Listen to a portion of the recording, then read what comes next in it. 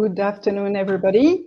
I see we are around 212 at the moment, so thank you all of you for having joined already. We are expecting around 350 more participants today.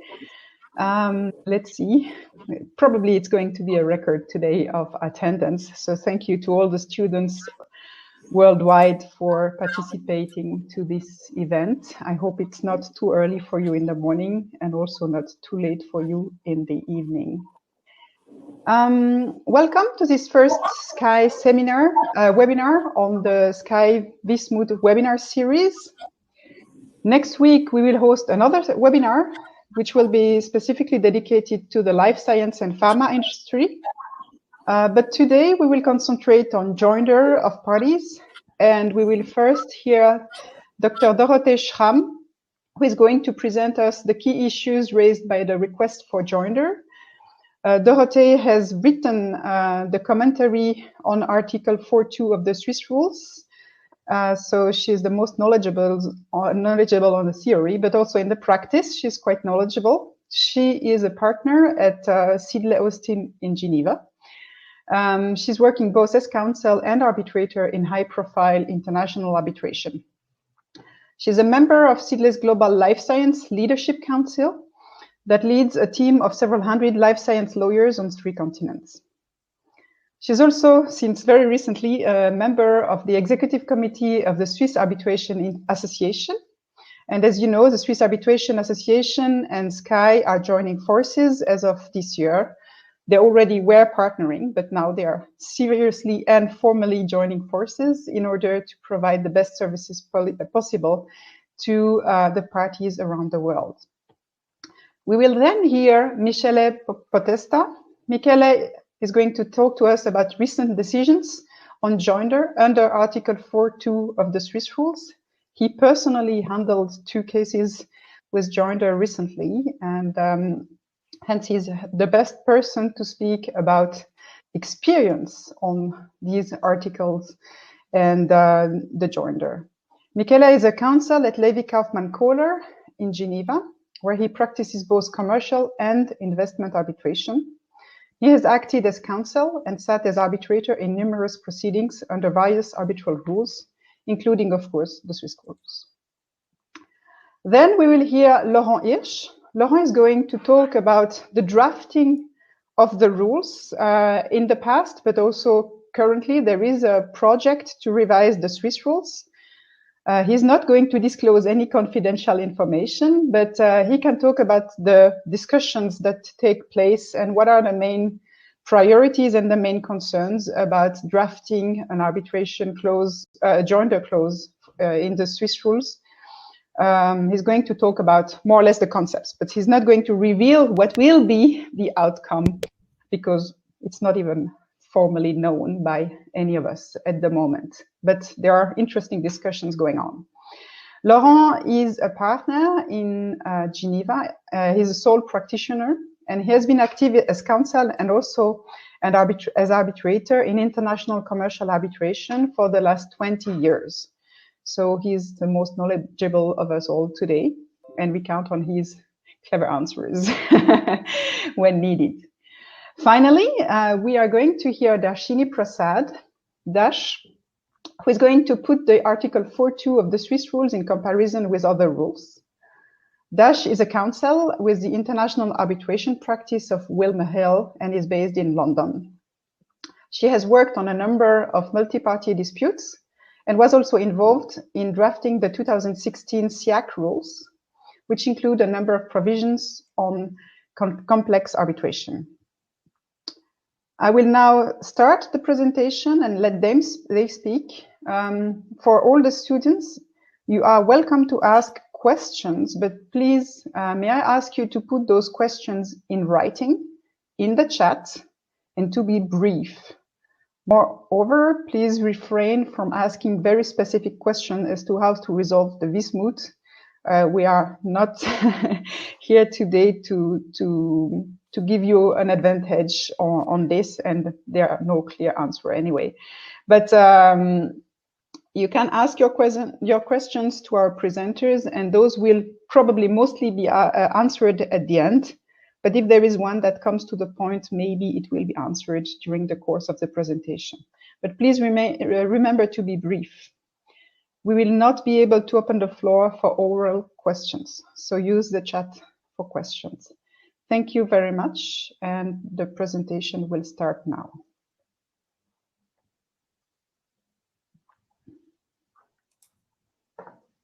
Dorothee, the floor is yours. Thank you very much. Very happy to be here today to speak to all of you. So this is our agenda, as said by Caroline. We start off with the key issues raised by the request for joinder, then go into some recent decisions on joinder, talk about the drafting history and current revision plans, and then finally take a look abroad and compare Article 4.2 of the Swiss rules with other similar rules. Now, let's get started and look at the key issues. So what is the situation we're looking at? Situations of joinder is where you have a contract between A and B, and there is a dispute that goes to an arbitral tribunal.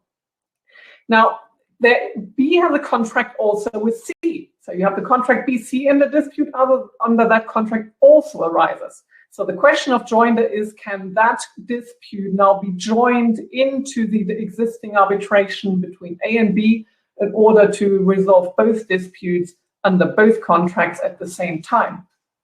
Now, that raises a number of different issues that go really to the heart of arbitration. Questions of jurisdiction, of consent of the parties, of efficiency, which is very close to my heart, privacy, confidentiality, and other fundamental principles of international arbitration. The joinder situations can be twofold.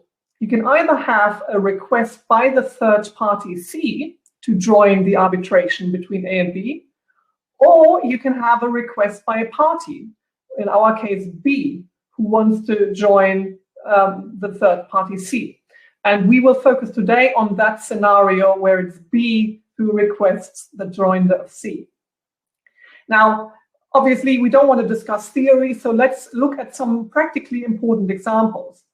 And I want to mention two that I find particularly interesting and important.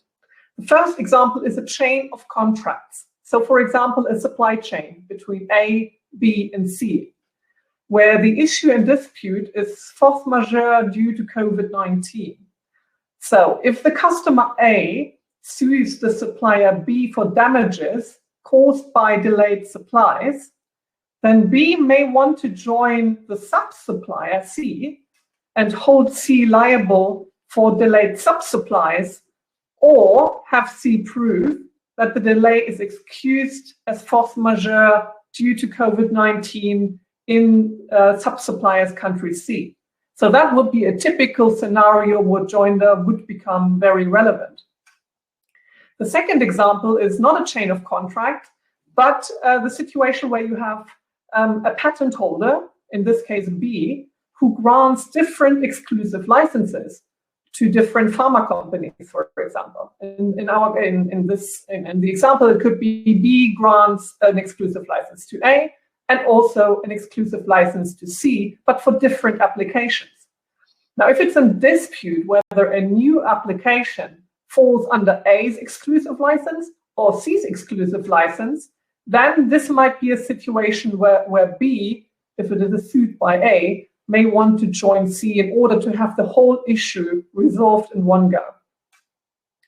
Now, what are the key requirements for a joinder under Article 4.2 of the Swiss rules?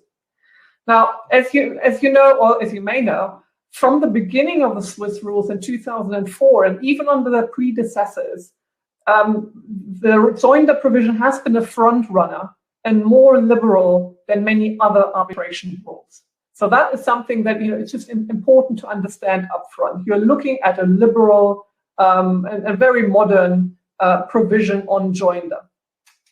So in our situation, A sues B, and B wants to now join the third party C. So what are the requirements?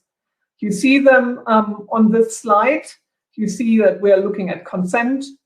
You're looking at balancing of interest. But basically, we're looking at three different aspects. first aspect is consent of A and of C, or essentially identical Swiss rules arbitration agreements. And then the third aspect is a balancing of interest.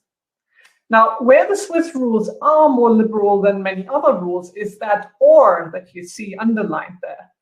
If A and C, or one of the two, do not consent to that specific joinder in this specific situation, then the more liberal view under the Swiss rule is that you can kind of replace that consent by having two essentially identical Swiss rules arbitration agreements.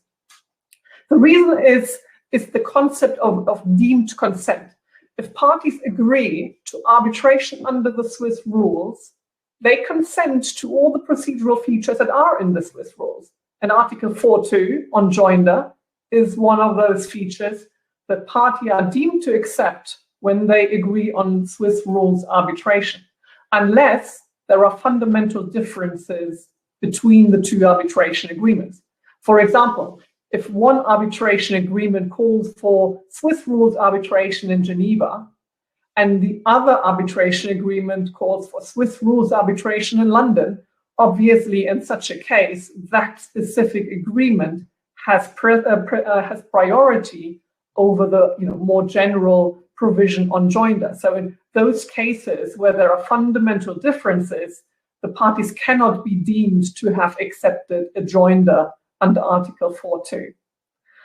But keep in mind this alternative view between either consent or all parties being bound and having agreed to Swiss rules arbitration is something that is specific to the Swiss rules. And even in such a case where you have no specific consent, but essentially identical arbitration agreements, the focus then really goes to the balancing of interests by the arbitral tribunal as to whether to accept the joinder or to deny the joinder. So that is really the balancing of interests is very, very important. So let's look at the key elements of balancing interests by the arbitral tribunal, because it's the arbitral tribunal that decides on joinder. Now, the first key element is the respect of the third party's right to nominate an arbitrator, if such a right exists under that arbitration agreement. Now, in practice, this is less of an issue in case of a sole arbitrator, if the sole arbitrator is appointed by the institution. In that case, nobody has had any impact or any say in the choice of the arbitrator. It becomes more tricky in case of the three-member tribunal. That is a problematic situation because joinder is only decided once the arbitral tribunal is constituted, and it's very rare that parties agree to have all three arbitrators appointed by the institution. So this is in practice, I've never seen it. So if the third party did not participate in the constitution of the tribunal, and if the third party does not agree to that tribunal, this is very, very problematic. And that goes straight to the second point that you see here, the risk of setting aside the award or of non-enforcement.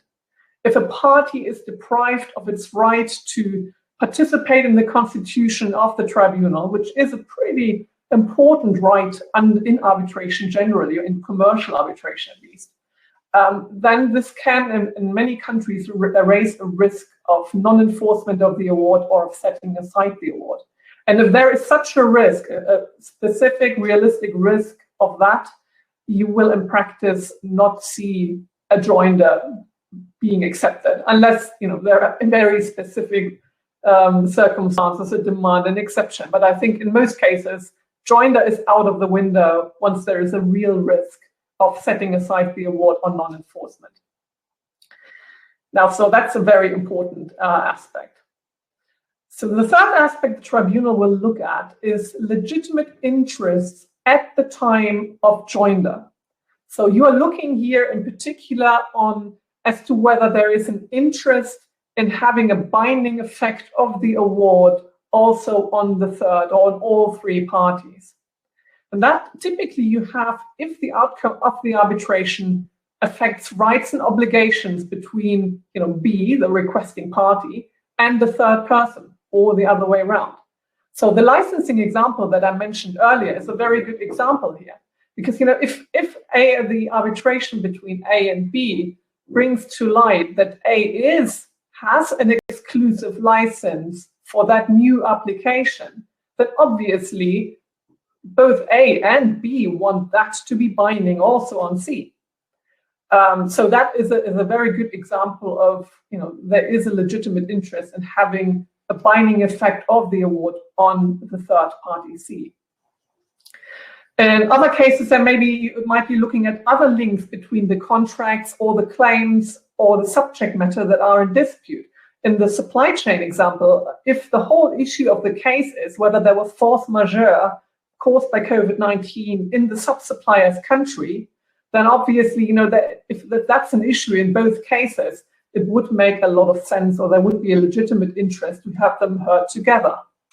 And also that would lead to procedural support by the third party here. So if you join then the sub-supplier in the arbitration, that would mean you have critical evidence of what was going on at the time in country C, and you might not have that same access to evidence otherwise. The next point that you see here is one that's also for me very, very important, and that is the foreseeability and expectations of all the parties at the time of contracting. Could they really foresee at that time that there might be a situation where a third party might be joined into an arbitration, where they could foresee that there would be significant interest in doing so?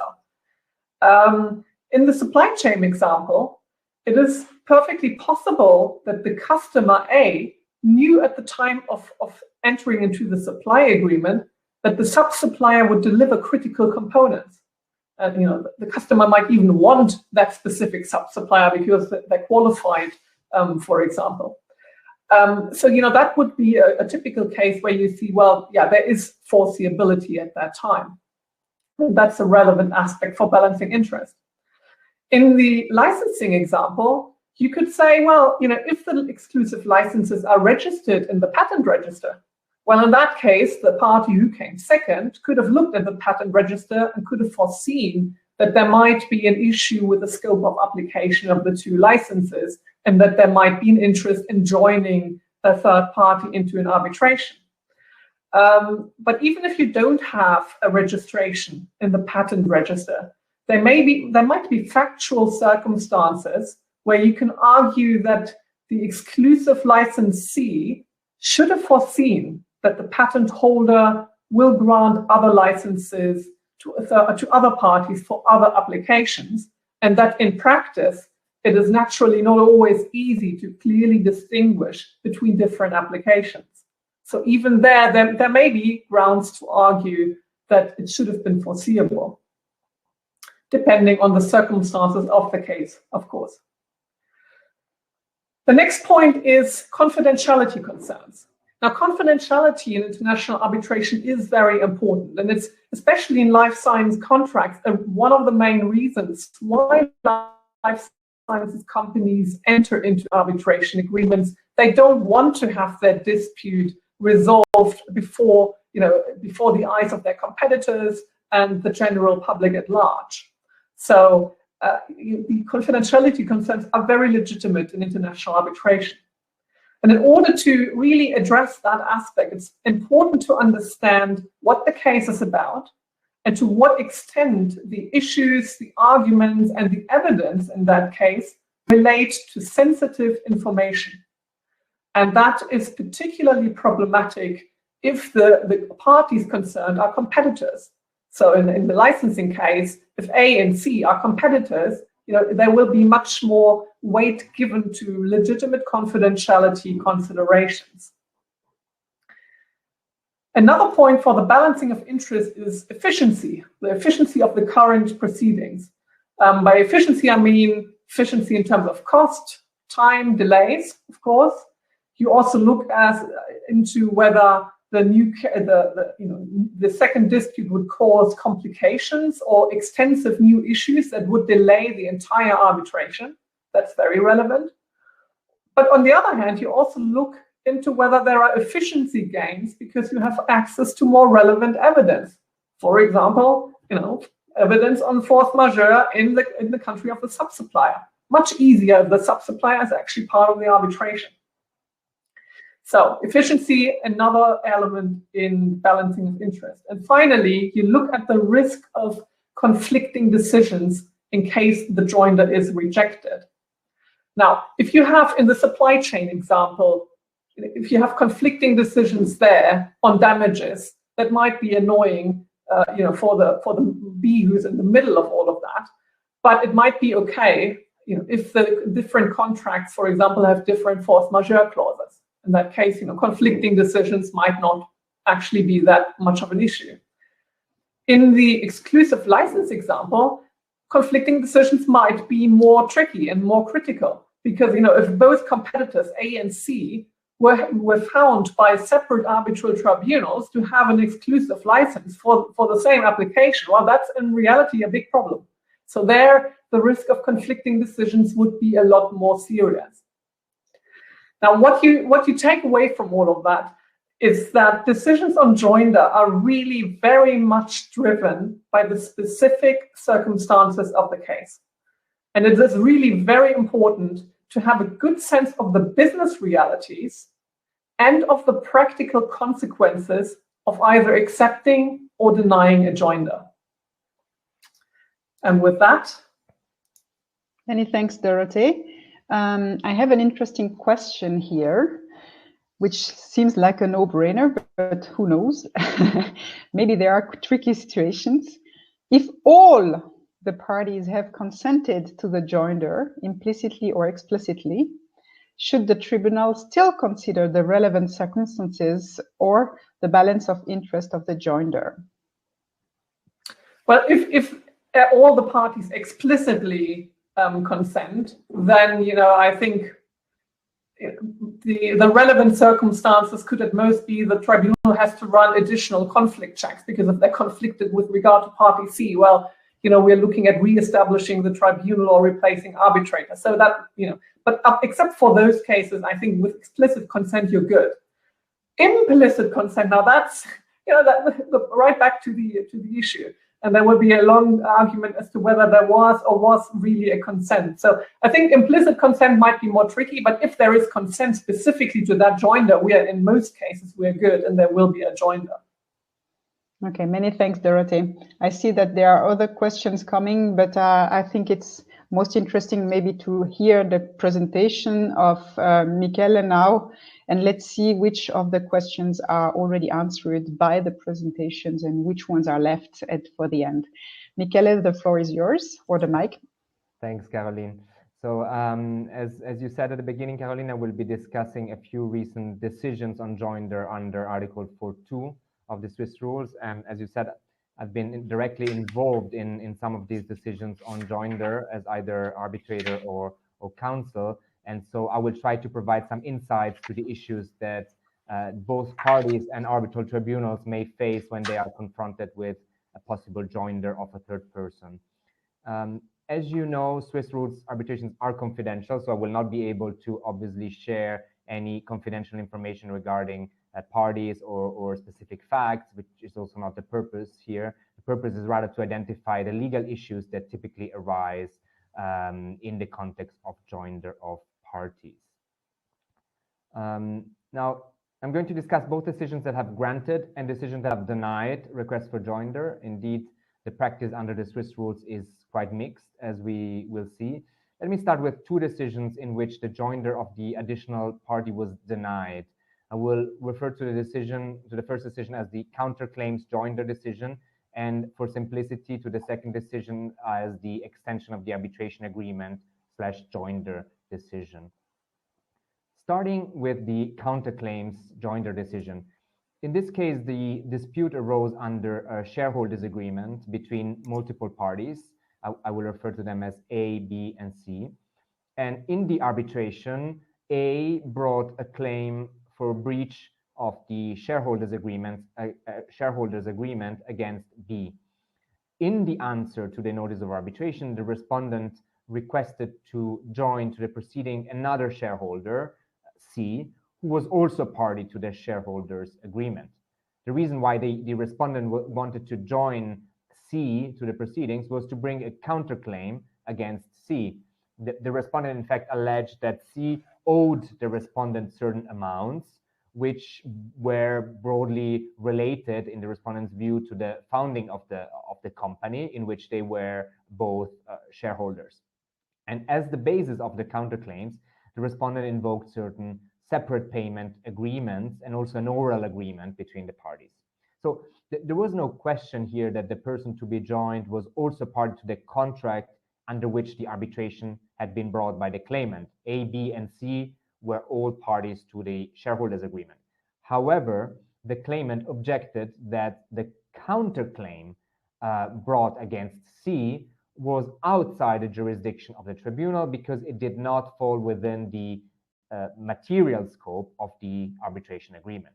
So the request for joinder in turn was wholly dependent on the counterclaim. If there was no jurisdiction over the counterclaim, then the request for joinder would automatically fall, as the only reason that the respondent alleged to have C in the proceedings was to be able to direct its counterclaim against C. So no counterclaim, no joinder. This was undisputed. So the tribunal considered whether the arbitration agreement in the shareholders' agreement encompassed the counterclaim, or in other words, whether the counterclaim fell within the material scope of the arbitration agreement. And it found that the dispute between B and C arising out of the alleged separate payment agreements or separate payment plan, for which there was no evidence in the record, or out of the alleged oral agreement, it found that those disputes did not fall within the material scope of the dispute resolution clause in the shareholders' agreement. The tribunal examined the relevant arbitration clause and concluded that its jurisdiction was limited to disputes arising out of or in connection with the shareholders' agreement itself, and not in connection with other unrelated agreements. So because the request to join, as I've said, was wholly dependent on the counterclaim, lack of jurisdiction over the counterclaim meant that the request for joinder had to be denied as well. So the main takeaway from this case, I would say, is that an arbitral tribunal needs to establish jurisdiction over the person to be joined or over the claim to which the joinder relates. And only once jurisdiction has been established, Article 4.2 of the Swiss rules sets out a procedural framework for the joinder, but it cannot serve as an independent basis for jurisdiction if no jurisdiction otherwise exists. I come now to the second case in which A brought a claim against B in the course of the proceedings, and this is very important. When the first round of written submissions had already been filed, the claimant sought to join a third person, C, to the proceedings. And C was part of the same group of companies as B, the respondent, and in fact, it was the parent company of the respondent. The claimant explained that certain new facts and arguments made by the respondent in the arbitration had created the need to join C to the proceedings at that stage. Essentially, there was an argument that the respondent had misled the claimant in respect of the products through a certain brochure. And in its defense, the respondent had said, we are not responsible for this brochure. It was our parent company that prepared it. So the claimant said, well, we need then to bring in the parent company in the arbitration. There was, again, an issue of jurisdiction. I can be rather brief here because in the end, it was not decisive for the outcome, as I will say later. But essentially, the claimant was maintaining that the additional party had either explicitly consented or at least impliedly consented to the arbitration agreement. And this was contested by both the respondent and the party to be joined. Now, I want to discuss in relation to this case more the procedural issues specific to the joinder, and in particular because I think they are more interesting to this particular webinar, and specifically a number of arguments were made by both parties, which I think were quite interesting. As I said, the timing issue was quite crucial. because in this case, unlike the previous one I have discussed, in this case, the joinder request was made when the proceedings were already underway. The written submissions had already been filed.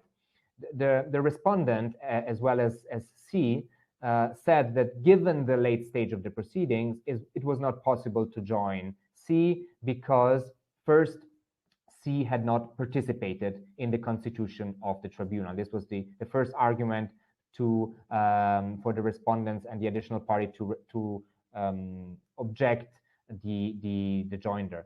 The additional party said that it would not recognize the existing tribunal and it would call for a new tribunal if the joinder were upheld. The claimant rebutted by saying that the interests between B and C were essentially totally aligned or totally convergent, as one company was the subsidiary of the other, and there were significant overlaps between the officers in the two companies, and so on. And so this being so, the claimant made the argument that the rules on appointment of arbitrators in multi-party arbitrations should apply by analogy in this situation. In other words, the claimant maintained that the link that existed between the two companies would have justified a joint nomination of an arbitrator by B and C under Article 8.4 and 8.5 of the Swiss rules, had the situation arisen at the outset of the proceedings. And there was no reason to treat B and C differently at a later stage of the proceedings, i.e. now with a joinder, because they would have in any event made the joint nomination. So the first issue that came up was the participation in the already existing tribunal. The second issue was, again, relating to timing. In the respondent's view and also in the additional party's view, the joint party would have, they contended, suffered prejudice by the joinder because the first rounds of submission had already taken place, and therefore essentially the additional party had lost potentially lost one opportunity to plead its case or make its case, to which the claimant rebutted that all of the claims and all of the arguments and all of the issues raised against both companies were exactly the same, and so the claimants would have not made any new claim against the joint party, and so no prejudice whatsoever could have arisen. There was also a confidentiality argument that was made. It was quite interesting because the respondent argued that joinder would have entailed that confidential information would be shared to the additional party without its consent, in breach of Article 44 of the Swiss rules, which, as you know, provides for confidentiality.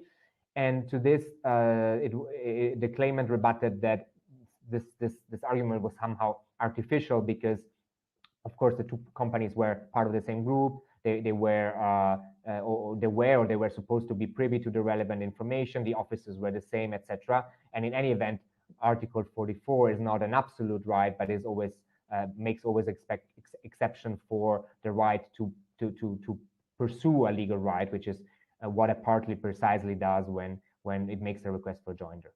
Now, what did the tribunal decide?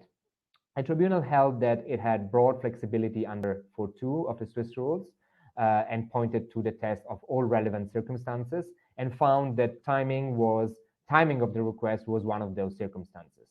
And the tribunal did not exclude it as a matter of principle that a joinder could take place after the constitution of the tribunal. It also said that an arbitral tribunal would not have to be replaced in all cases. However, it did not need to give a definite answer to this question, as it essentially found that the request for joinder would trigger too many procedural complications and delays.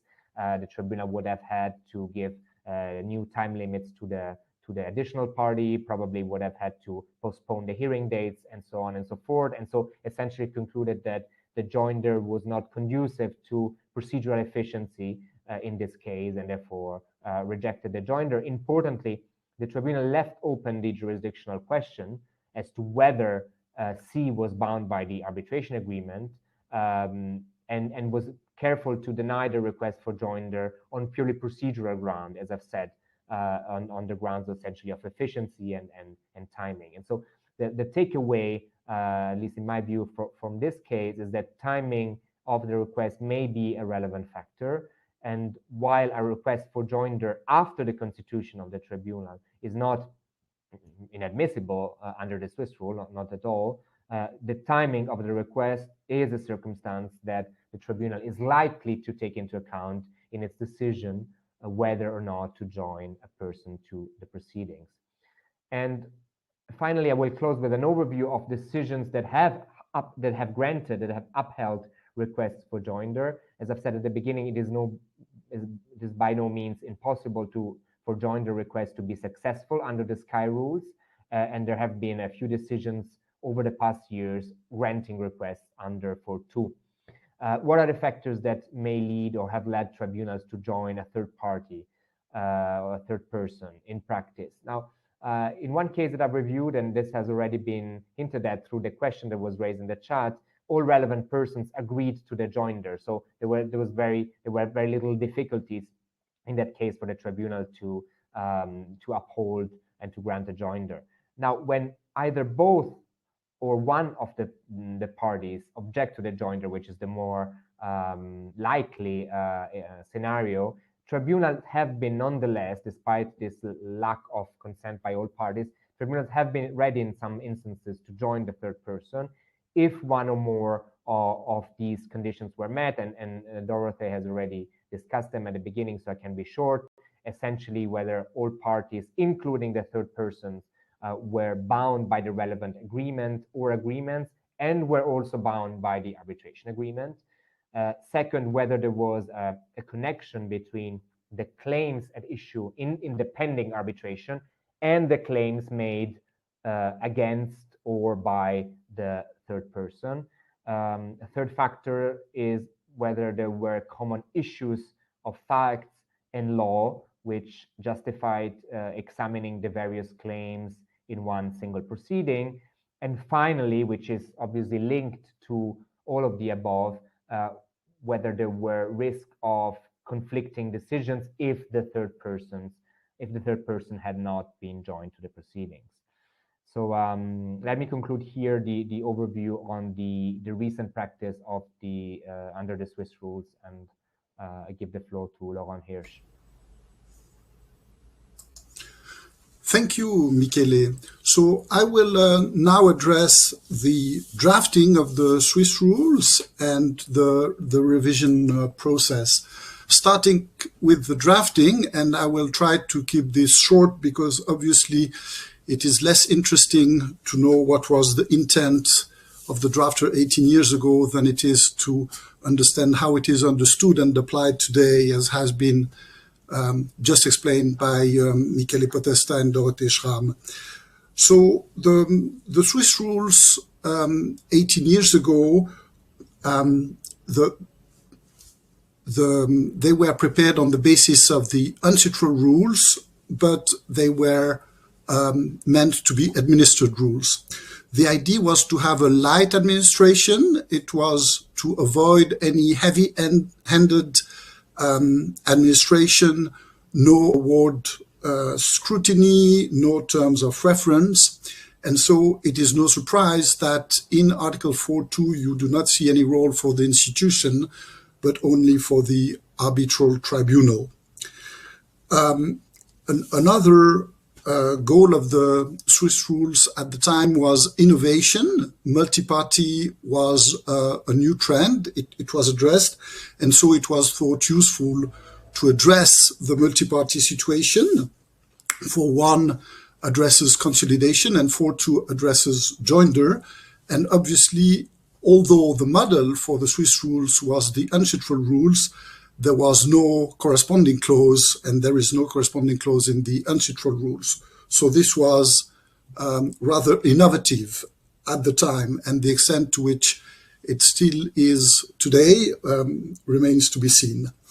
A third aspect important in my view is the flexibility granted to the arbitral tribunal. also one of the reasons why it was thought that it was not needed to have an important administration was that the parties could rely on the members of the arbitral tribunal, on the arbitrators who would be experienced and who would be familiar with international arbitration, and so who would be able to make the right decision. As Dorothée explained, joinder is very dependent on the fact, on the specific circumstances on each case, and so it is important to carefully look at the facts of each case, and it was thought that the arbitral tribunal could do this. And I have put a quote of Wolfgang Peter. Wolfgang Peter is a well-known arbitration practitioner. He's one of the lead writers of the Swiss rules at the time. And I should also mention that the Article 4.2 of the 2004 Swiss rules is not much different than it is today. The revision in 2012 only changes, introduced slight changes, but the principle really is the same in the 2004 Swiss rules and the 2012 Swiss rules.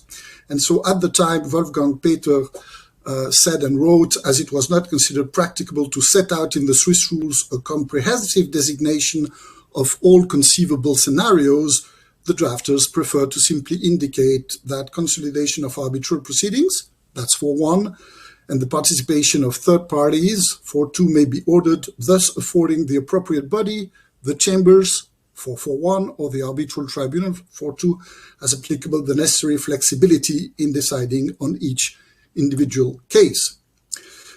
And the question was quickly raised whether 4.2 is simply a procedural rule explaining who is in charge of the decision, or whether there is a jurisdictional nature and whether the parties consent to the jurisdiction in 4.2 because they accept the Swiss rules. And that is actually something that we are still discussing today. Next, Caroline Ming mentioned earlier that there is a revision process which is ongoing, and I am not allowed to share any confidential information. So if you lose me, if I'm muted, it means that I said something that I was not supposed to say. It is quite obvious that there might be discussion about what to do with Article 4 in general and Article 4.2 in particular. And it is quite short, limited to the principle, contrary to other rules, as we will see later, which are much more detailed. And so do we keep this short, or do we want to have more detailed procedural rules? That's one of the questions. Another question is the role of the institution. Presently, there is none. Should there be some role of the institution? Should the institution supervise? Should the institution be involved? And how much in the joinder process? Should some restrictions or limitations be introduced? Presently, the balance of interest, but the requirements that Dorothée mentioned earlier, they are not even written in the rules. So should we write such, or should we introduce additional requirements and write them in the rules? Another question is whether one should distinguish between different situations. Presently, there is just this simple rule, and as was already mentioned, that can only be applied after nomination of the arbitral tribunal, because it is the arbitral tribunal which decides. But should there be a possibility to have a joinder before nomination of the arbitral tribunal? And should it depend what is the purpose of the joinder? And there has been a question in the chat about 4.2 being used for amicus curiae.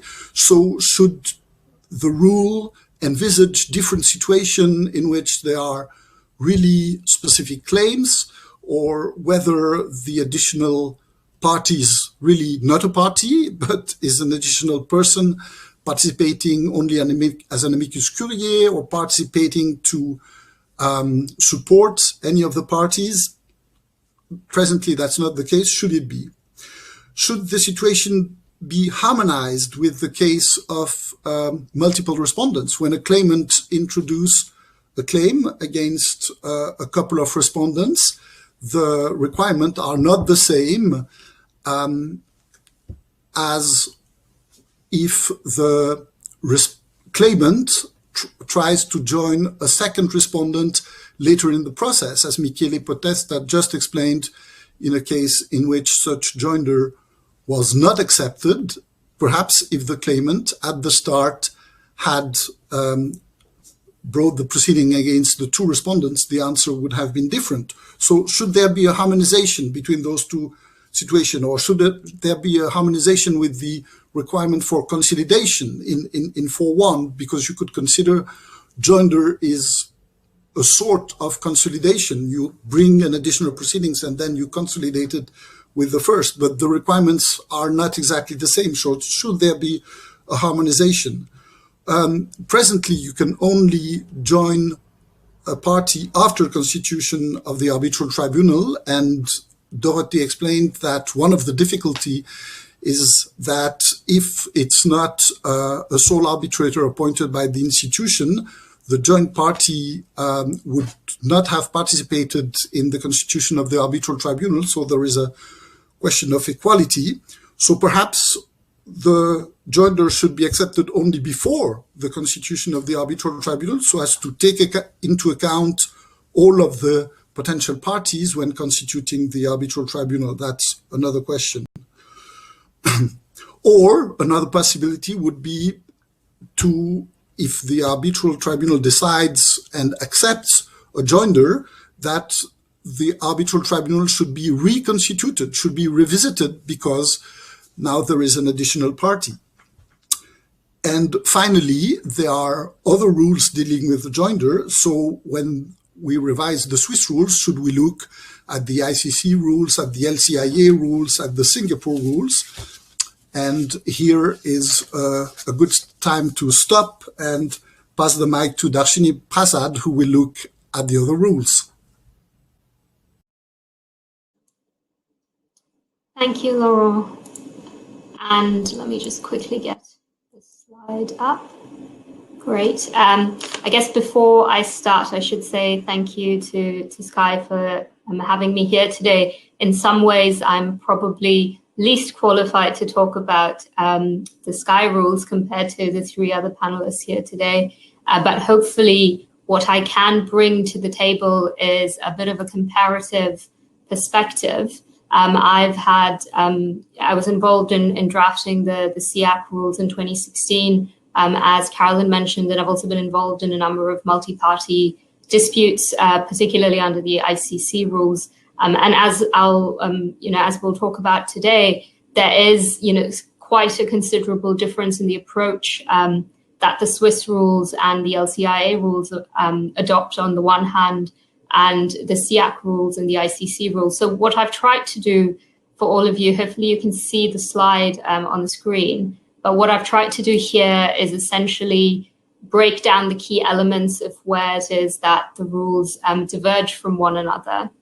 And I'm not going to talk through all of them because I think some of them are quite self-explanatory, but I'm going to focus potentially on some of the key issues and also trying to tie into what Michele, Dorothy, and Laurent have just said.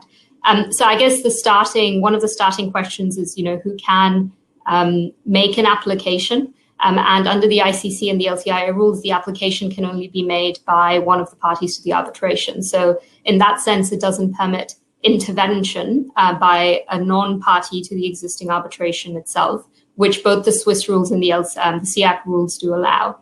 The second question, and this is one of the points Laurent just mentioned, is who makes that decision? And this has quite an important bearing, actually, potentially on how effective or how broadly your joinder rules can be used. Because if you are only allowed to make that decision of joinder, for instance, with the tribunal, and if you make the decision after the tribunal is constituted, the risk, of course, is that you can't participate in tribunal constitution, and in some cases that is a reason in itself to not allow the joinder to go ahead. So SCAI and ICC, for instance, allow a sort of two-tiered approach where you can make the application, and it'll be decided by the Secretariat, or it might be decided by the Tribunal, as the case may be. As I understand it, even under the LCIA and the Swiss rules, if you make an application before the Tribunal is constituted, you'd still be allowed to participate. Related to Tribunal constitution, and this is quite unique to the SCAI rules as between the 4 rules that we're talking about on the screen, but there are other institutions like HKIC that have this power as well.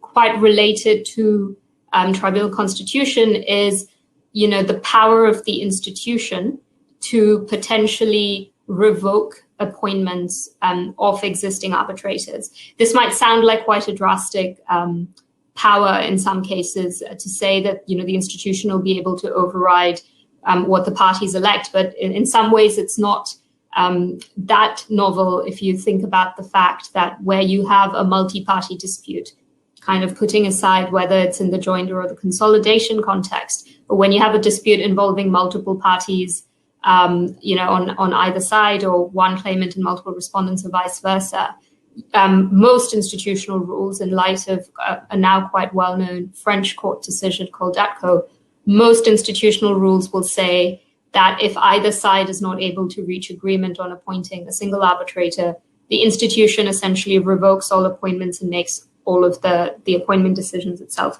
So in some senses, that power of revocation that you see under the the joinder rules in SCAI are not that drastic. And essentially what that allows SCAI to do is it gives a bit of a safety valve, because the mere fact that a tribunal has been appointed or confirmed is not in itself going to stop joinder from happening when there's other kind of factors that militate towards why joinder would be a good idea. The next point, and this is perhaps one of the most interesting, to my mind, the most interesting points of difference between the rules, is the scope or the test for joinder and the scope of how it works. So the Swiss rules, I think, as Dorothy rightly said, is one of the more liberal rules in terms of what sorts of parties can be joined in the arbitration. The LTIA rules is similar in the sense, because both of these rules permit essentially a third party to be joined, even if it is not party to an existing arbitration agreement with all of the other parties in the dispute. Put differently, even if there is no single arbitration agreement binding all the parties and the third party to the dispute, under the LCIA rules and the Swiss rules, you would be allowed to join them. I think in some commentaries and in case law in other jurisdictions, including Singapore, this sort of joinder, the ability to essentially join a third party even where there is no arbitration agreement, has been described as forced joinder or compulsory joinder. And it is quite a significant step, because essentially what you're saying is that you could be compelled to arbitrate with a party that you have not, in the strict sense of the word, consented to arbitrate with. The way I suppose that argument is typically overcome and is widely recognized as well as arguments of deemed consent, which I think Dorothy touched on as well. The argument being, by acknowledging or by adopting the Swiss rules or the LCIA rules and knowing that they have this broad joinder provision, you have given advance consent to arbitrate with parties. The SCAI and the ICC rules take a much narrower view. There's a threshold question that has to be satisfied before joinder can happen. And that question is whether the additional party is prima facie bound by the arbitration agreement. I mean, putting aside, of course, if all of the parties consent, then there is no real question of whether you need to prove prima facie the existence of an arbitration agreement. But absent that consent, which quite often will be the case, that you don't have the consent of all of the parties, you're going to have to find the existence of an arbitration agreement. I think in a previous version of the SCAI rules, the 2007 version, there was a case, a quite famous case, which I was just talking to my fellow panelists about as well, a quite famous case that went all the way up to the Supreme Court, which involved a tribunal essentially using a pretty broadly framed rule on joinder to effectively join a non-party to the arbitration agreement. And the Court of Appeal basically said, you can't do that. That's that degree of forced joinder, unless it is extremely clear and unambiguous in the arbitration rules, that sort of forced joinder is, I think the phrase that the court had used was, it was utter anathema to the consensual nature of arbitration that you would allow that to happen. So in some ways, the LCI and the Swiss rules, both by in terms of how they're phrased, but also just in terms of how they've been applied and the commentary that's now been developed around it and the jurisprudence that's been developed around it, it's now, I think, fairly well established that it does permit that sense of broad joinder. But it's worth remembering that that's not actually the norm, and there are other institutions that take a much narrower view of what would be permissible. And I guess the last point to touch on are the sorts of considerations that go into play when you make the decision. As we've already heard in the Swiss rules, the tribunal has an extremely broad discretion to consider a wide range of issues. And in some ways, that broad discretion, I think, is fundamental to the operation of Article 4.2, because that's the only way to counterbalance, the otherwise potentially broad scope of the rule is the tribunal acts as the gatekeeper. There's a question of what happens, because essentially you could be compelled to arbitrate with a party that you don't have an arbitration agreement with in the strict sense of the phrase. There's some question as to how do you really challenge a decision of a tribunal if in the exercise of its discretion, it's taken a certain view about confidentiality, whether you strike the balance in terms of allowing a third party in or not, or, in terms of procedural efficiency. But again, that's the kind of advanced consent or deemed consent that parties would be considered to have given if they've adopted, the Swiss rules or the LCIA rules. But other than that, when it comes to the ICC at the secretariat level, when a decision's being made, they just look very basically at whether there's a prima facie existence of an arbitration agreement. My understanding is they don't otherwise look at, circumstances about procedural efficiency or anything like that. If all of the parties consent or all of the parties are bound by an arbitration agreement, the proceeding will kind of go ahead. And perhaps in that circumstance, it's understandable why you don't really need a broad discretion, because the parties have already consented in the form of an arbitration agreement in the strict sense. And then it's similar in the SCAI rules, though. Even at the secretariat level, there is a discretion to consider factors very similar to the kind of factors that we've already talked about. Whether the dispute with the additional party is related to the existing disputes within the subject matter, concerns about procedural efficiency, whether there's any risk of a conflict of interest in relation to tribunal appointments, that sort of thing. And then when it comes to the ICC, the tribunal, again, has the ability to decide. This is a new innovation, by the way, I should point this out. Before 2021, the ICC rules had a kind of strict rule that if any arbitrator or tribunal member had been confirmed or appointed, you could not join an additional party. And again, that was to preserve a party's right to participate in tribunal constitution. Now the rules make quite clear that if the additional party consents to being joined, and if it consents to any tribunal constitution, or it consents to being to the terms of reference, then it can be brought in. So the ICC has, in that sense, expanded its rules.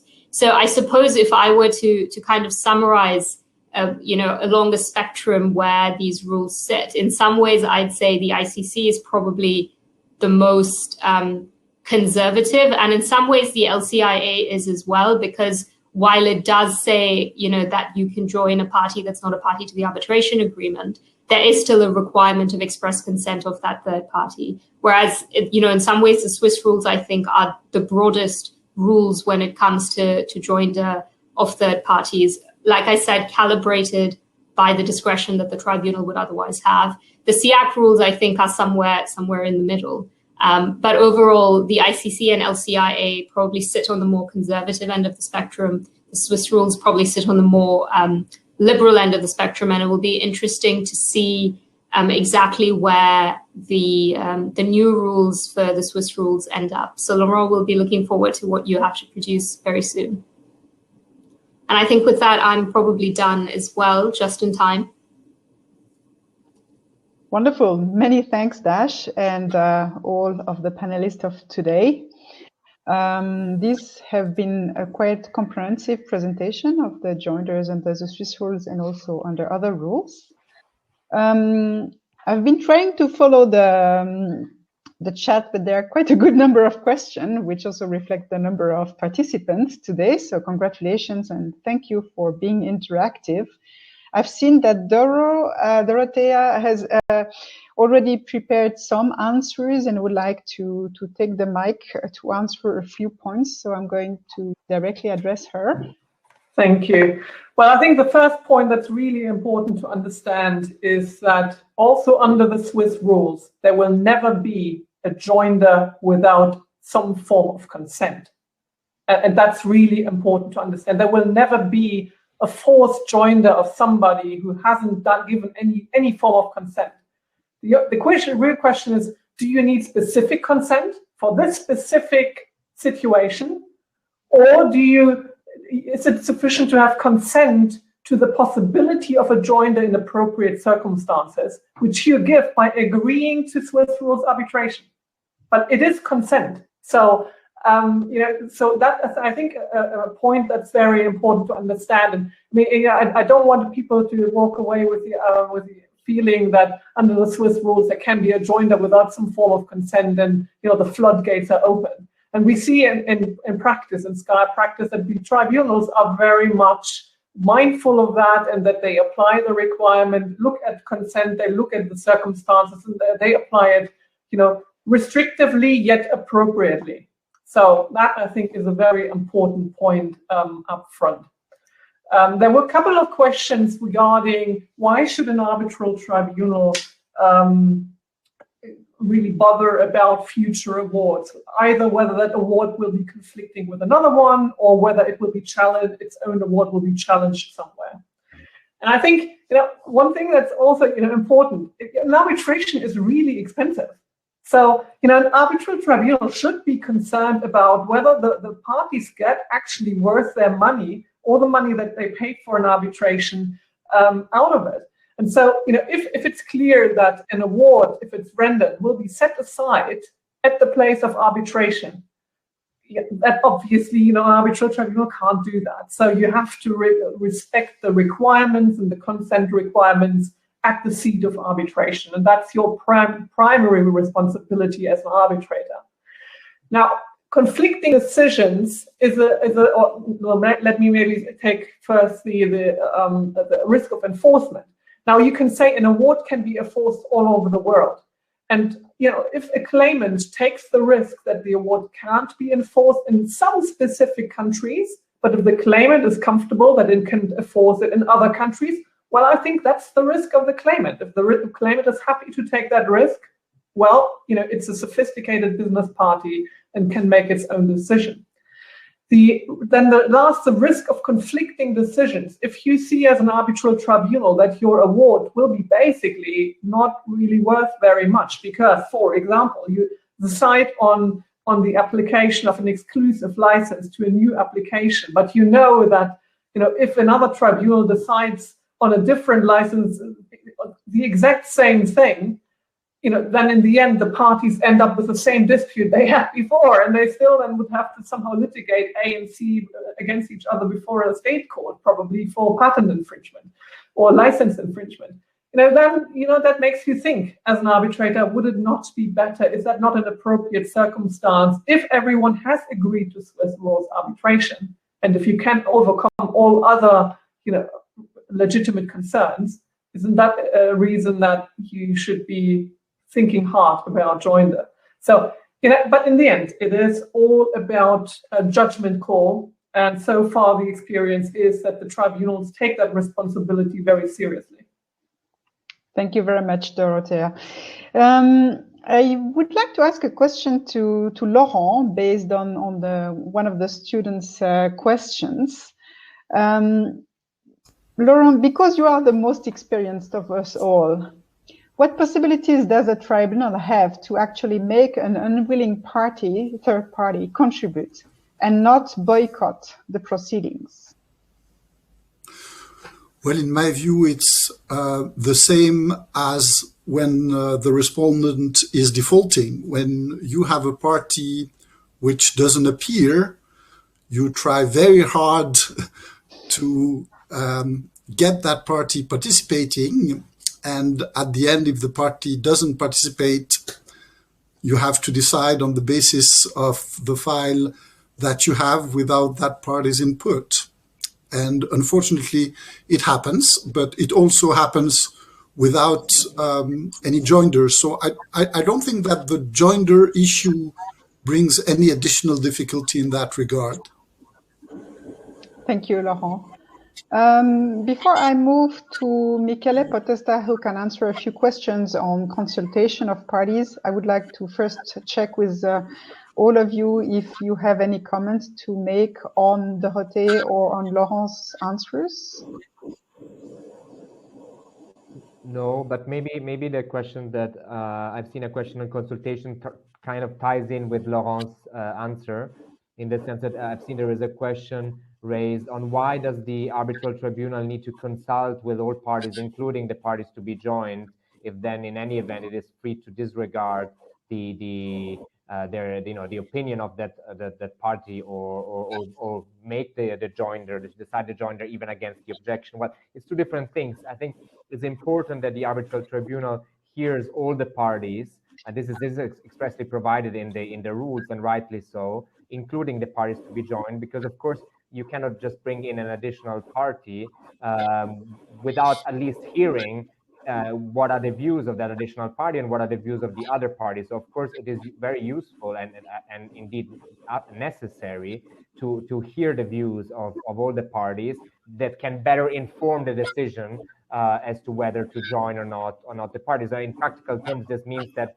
if an arbitrator receives the request for joinder, then it has and if it has not been already notified to the additional party, then it is for the arbitral tribunal to forward or notify the request and solicit comments or invite comments from the additional party. But then it doesn't mean, of course, that then it is bound by the objection or the reaction of the additional party. Then at least it has all the elements and it can evaluate all the relevant circumstances, including those that are brought forward by the party that objects, in reaching the conclusion whether to join the party or not. And then once the third person becomes a party in the arbitration, as Laurent was saying, there is no great specificity in dealing with that party. Simply, it has to be given all the reasonable opportunities that any party in the proceeding will enjoy, and so it will have the opportunity to make all its submissions, written and oral, as any other party, essentially. And could I just actually add on to what Michele said? I think from a practical perspective, of course, the parties are best placed to comment on the circumstances in which the case will affect them, or the factors the tribunal should take into account. So in some ways, it puts the tribunal in a very difficult position if it doesn't have the benefit of the parties' views in considering all of the situations. And this ties in a little bit to the point, actually, that Laurent, you just addressed in response to Carolyn's question about non-participating respondents or non-participating parties. It is, I think, a tribunal's nightmare to have that situation, because it's quite a delicate, you're constantly then just, thinking, what's the risk of an enforcement challenge? Because the onus to some extent falls on the tribunal to kind of actively think about jurisdictional issues, for instance. And that would be exactly the same problem that you might have to consider in the context of a joinder. You've got to put yourself in the position of the parties, but it's a balancing exercise, because your role as a tribunal member is also not to be an advocate for a party. So you've got to be careful not to overstep your your ultimate role as a neutral decision maker while still considering the views of the other party. So, you know, it's almost essential to the process that the parties be given an ability to participate, because that's the best way to get to the best decision. Thank you, Dash. I think that, Doro, maybe you can answer the questions about jurisdiction versus the joinder. Yeah, there have been a couple of questions with regard to, you know, the tribunal's jurisdiction, and you know, from and whether, you know, just the existence of identical Swiss rules agreements can establish jurisdiction. And I think, you know, just to be clear and to avoid confusion, if you know, in the joinder situation, we have claims between A and B that have a Swiss rule arbitration agreement, and we have claims between B and C, which have a Swiss rule arbitration with each other. So, you know, we don't have claims all of a sudden between A and C that have no contract and no arbitration clause. And that's really important to understand. So, you know, if we have an arbitral tribunal established in line with what the parties agree, kind of, for example, the sole arbitrator appointed by the institution at the right seat of arbitration that is agreed in the two identical arbitration agreements, for me, there is not so much an issue of jurisdiction, because, you know, this arbitrator would have jurisdiction because he or she is established and in line with both arbitration agreements. So we are more talking about a question of a procedural question of, can these two parties be ordered to arbitrate in the presence of a third party? So it's more about the presence of the third party in the arbitration that's kind of, you know, but that's not so, I mean, if you look at it from that perspective, you know, it is, yes, it raises questions of confidentiality and of all these other and of complications of the proceedings and all of that. But for me, it's less a question of jurisdiction if you have, and that is always required, either consent or an arbitration agreement between the parties that make claims against each other. Could I also just add into this? I think the point Dorothy made is a very important one in terms of kind of limiting the scope of what Article 4.2 can be used for. And I think it's interesting, I mean, to the extent anyone's interested in looking at a comparative perspective, it might be interesting to see the LCIA rules in that context, because they're quite similar, I think, in effect and in scope. Well, maybe not identical, but similar. And there's some commentary actually in the LCIA rules, which seems to suggest, Dorothy, exactly what you said, that the Swiss rules are quite careful not to allow. I think the commentary under the 98 LCIA rules suggests, you know, in principle, if you look at the strict wording of Article 22 of the LCIA rules, it doesn't limit the nature of the claims that can be brought into party.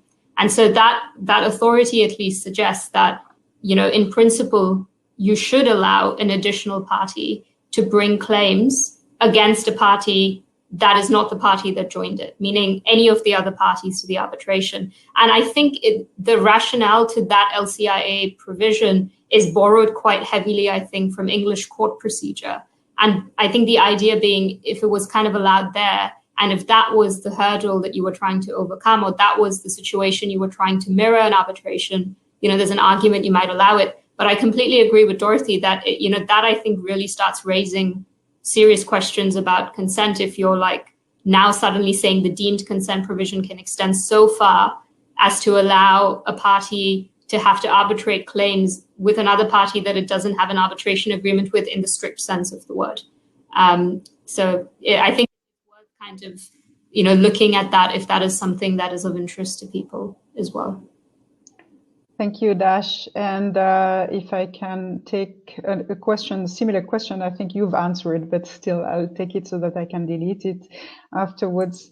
Somebody asked whether the present VIAC rules, the practice could be looked at, because the VIAC rules contain an almost identical provision to that of the Swiss rules. So do you think we can compare the practice of several institutions? Well, I think that went to you. To me, Well, I can tell you that as a matter of practice, what we do in practice is a real thing is, of course, you start, when you're talking about the application of institutional rules, you would start by looking at the rules and jurisprudence surrounding the actual rules in question. But there is nothing stopping you from adopting a broader comparative view. And so if it is something that bolsters your argument, of course, it's worth looking at, but you should be careful to make sure that there are no kind of easily distinguishable features between the two sets of rules. So my short answer is, by all means, you should look to it. Whether the tribunal will give much weight to it is a different question. Thank you, Dash. And I think that's the flexibility we grant to the arbitral tribunal, is to find the balance, but also it's useful for them to see what others have already decided if that's published. Does any one of the panelists want to answer a particular question they have seen in the chat? There are quite a few, so otherwise I can just take one after the other one, but since there are so many, any specific point? If I may answer, in my on my screen, it's the second from the top. The question reads: are parties deemed to have implicitly consented to a joinder if they explicitly object to the joinder when the joinder is requested? And I think they may, yes, because the position which is taken when the question arises is not the same as when implied consent might have been given at an earlier point of time. And I think Dorothée explained well that the consent which is required is not a consent of a joinder with that specific party in that specific circumstance, in that specific proceedings, but would be a consent more generally based on Article 4.2. So the fact that one party is now saying, no, I don't agree to this, doesn't mean that that party cannot be found to have earlier consented to something similar. Maybe I can just take the very last question, which goes a little bit back to what we've touched before. What happens it says, what will happen in practice if a party participates by forced joinder? Does it just wait until the end of the arbitration and challenge the award? I mean, that's obviously a possibility, but this is not what normally would happen in practice. If a party is brought in through a joinder, if a party is joined to the arbitration, it is in its best interest to actively participate in the arbitration. Of course, it can object to the decision itself on the joinder, and perhaps it will be able to reopen that question later at the annulment stage or at the enforcement stage, depending on where the seat is and where enforcement is brought. But then in the actual arbitration, on the other jurisdiction and liability question, of course, the party that has been joined should participate like any other party and put forward its views. And of course, it may well end up winning the arbitration. So we should not really forget that being joined to the arbitration doesn't mean that you will lose it, or that you should just wait until the end of the case to challenge the award. Yeah, there is and the next question is: when the parties concluded identical arbitration clauses several years apart, can consent nevertheless be considered granted?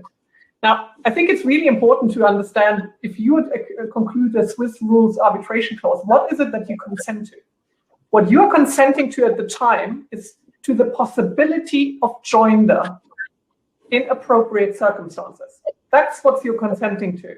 So, and if you look at it from that perspective, it doesn't matter how many years apart the clauses are. The question is really, you have consented to the possibility in appropriate circumstances. And so now you have the tribunal look at, are these circumstances appropriate?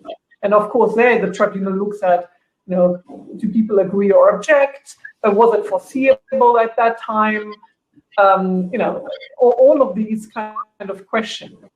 If you look at the example of the exclusive licenses, if you get an exclusive license to a patent for an application and you kind of define that application a bit wishy-washy, there's some ground to say, well, you are deemed to kind of accept that there may be in future a possibility that a dispute arises with regard to several exclusive licenses that are all a bit wishy-washy and that might all cover one and the same application. And if they all have Swiss rules arbitration clauses, and if the circumstances are appropriate, yeah, you might be, could have maybe foreseen that as a sophisticated business party and agreed to that.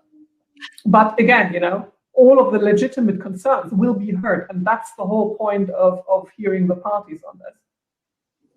Maybe I could just add a comparative perspective to this question, because I think the question actually would be maybe would probably give you a slightly different answer under the SCAI and the ICC rules, because there, remember, the gateway threshold question is whether there is an arbitration agreement that binds all the parties.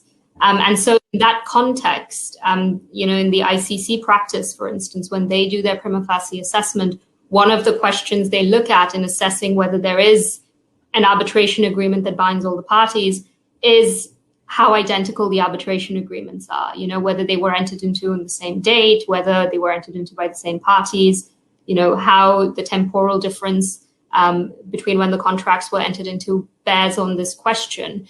Ultimately, under the SCAI and the ICC rules, when this question gets to the tribunal as one of jurisdiction, it will be one that the tribunal has to decide based on, the putative applicable law of the arbitration agreement. So say if this was an English law dispute with an ICC arbitration agreement, it would be for an English law tribunal applying English law principles to determine whether there is an arbitration agreement that binds all the parties and whether the mere fact that you have an identical arbitration agreement shows that such consent exists. So I think, again, it's worth remembering that maybe the different approaches in the institutions will give you a different answer to that question. In many cases, though, I think in practice, oftentimes many times the tribunals might come to the same result, because oftentimes, what is appropriate is already reflected under certain rules, and the Swiss rules give more flexibility, but still arbitrators typically come to appropriate results. It's just that in certain, maybe circumstances that weren't quite foreseeable to the drafters of the clauses, and there might be more flexibility for the Swiss rules arbitrators to come to a different conclusion than that under different rules. But oftentimes the solutions will be quite similar. And, it's really a question of, that there are several years between the two arbitration clauses that will obviously be a relevant factor. But just, it depends on the circumstances. Just imagine there is an exclusive license between two close affiliates, like 100%, two affiliates owned 100% by the same mother. And then it was clear in that group of companies that the patent holder will license out in the years to come, develop that and license it out to all kinds of different parties. And 4 years later or 5 years later, it does exactly that. Was it foreseeable for its sister company? Absolutely.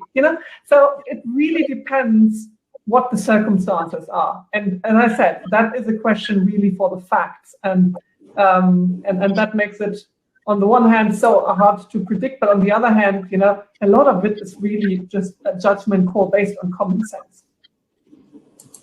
Thank you very much, Dorothee.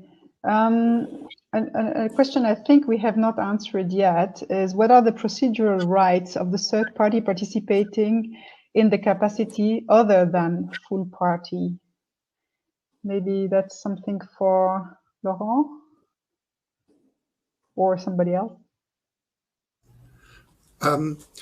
In my view, the procedural rights, if the party is joined as a party, there are the full rights of a party. And if a party is joined in another capacity, for example, only as supporting one of the party, then the procedural rights would be limited to supporting that party. I.e., I read in a commentary, and I don't remember whether it was Dorothee who wrote this, that if the joint party is coming only to support party B, then on any procedural matter, the joint party can take no other position than the position of party B. So that would be how the arbitral tribunal would decide, subject to any comment, Dorothée, you may have on that. I agree.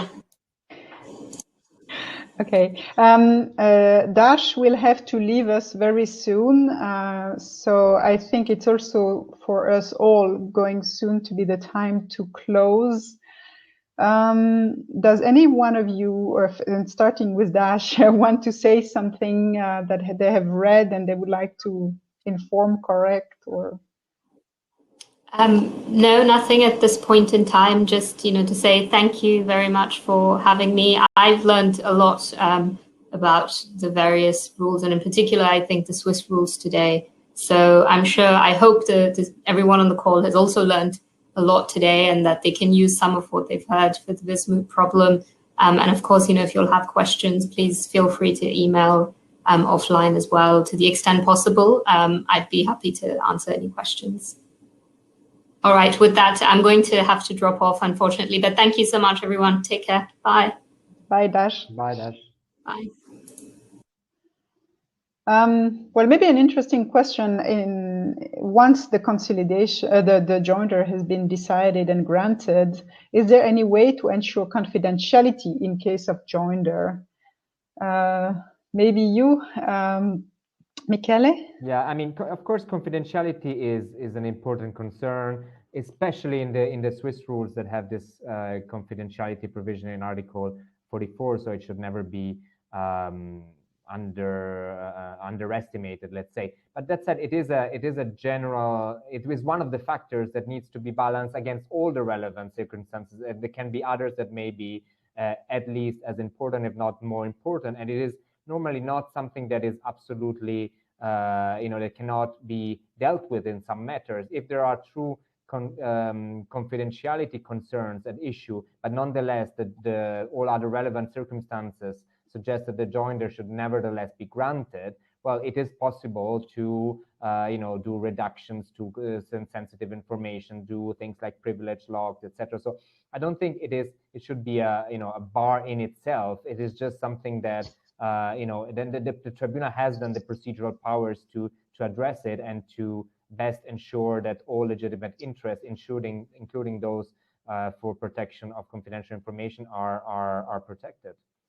May I ask you, Michele, would you be open if I'm party A, supposedly the claimant, and I realize, or you as an arbitrator have accepted to join party C, and I want to make sure that some information which I do have to disclose to party B because it's the respondent and perhaps it's actually already in the file and in the contract, and I want that not to be disclosed to party C.